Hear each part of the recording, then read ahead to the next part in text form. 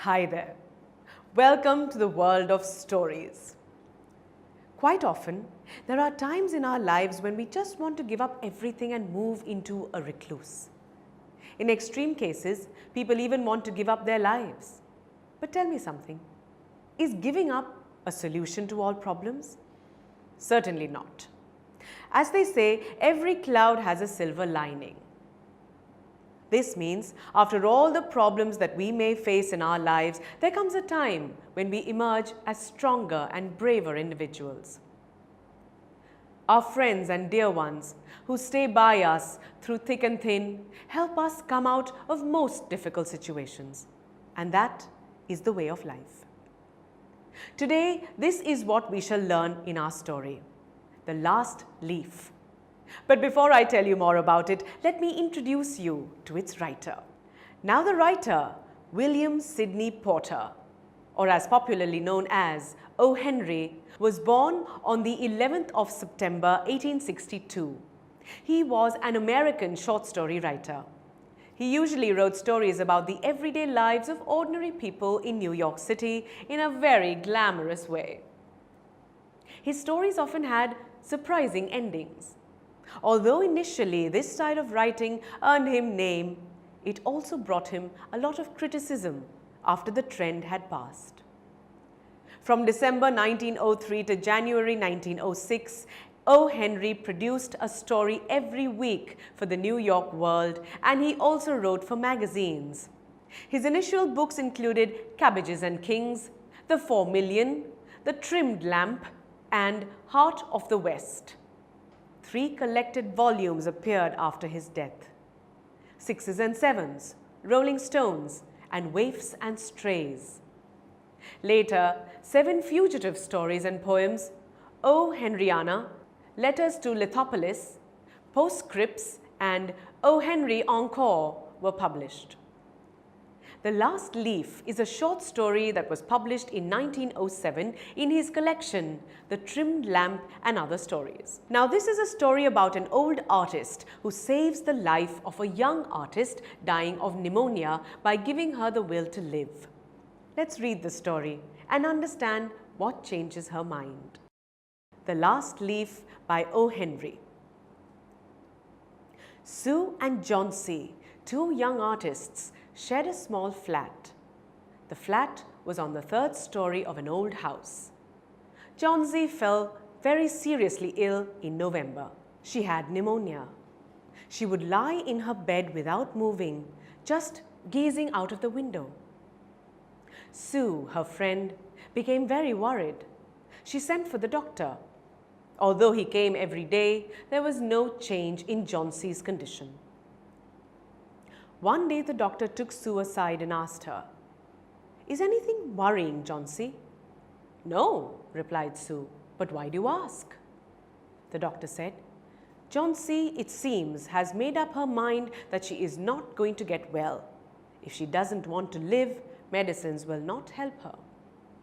Sue tried her best to make Johnsy take interest in things around her. She talked about clothes and fashion, but Johnsy did not respond. Johnsy continued to lie still on her bed. Sue brought her drawing board into Johnsy's room and started painting. To take Johnsy's mind off her illness, she whistled while working. Suddenly, Sue heard Johnsy whisper something. She quickly rushed to the bed and heard Johnsy counting backwards. She was looking out of the window and was saying, 12. After some time, she whispered, 11, then 10. Then 9, 8, 7. Sue anxiously looked out of the window.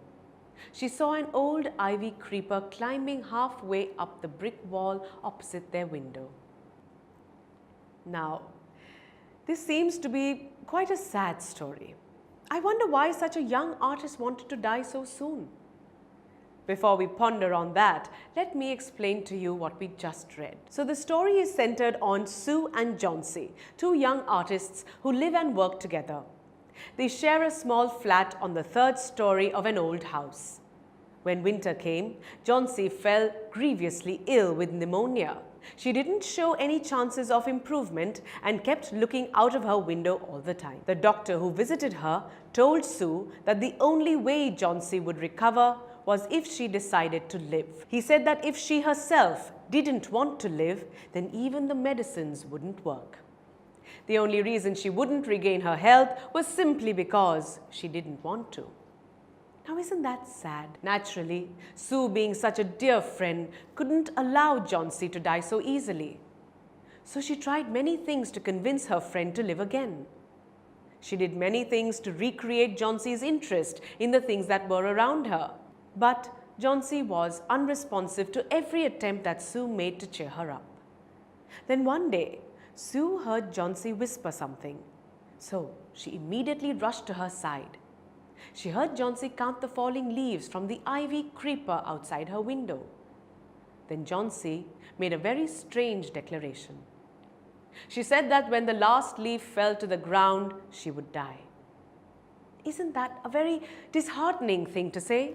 It was very peculiar how Johnsy was so determined to die as soon as the last leaf falls. But do you think Johnsy will survive, or will she die as soon as the last leaf falls? Well, we are going to find out about that soon. But before that, let's find out about the interesting word meanings from this part of the story. And our first word is story, and it means a part of a building comprising all the rooms that are on the same level. In other words, a particular floor of a building. In the story, we read that Sue and Johnsy's flat was on the 3rd floor of an old house. Now, pneumonia is an infection of the lungs that is caused by bacteria, viruses, fungi, or parasites, due to which one finds it difficult to breathe. So, Johnsy suffered from a lung infection. The word gazing means watching. Johnsy would keep watching outside the window. And drawing board is a large flat board used by artists or designers as a base to spread paper on it for their drawings. The word whisper refers to the action of speaking very softly. Okay, next we have ivy creeper.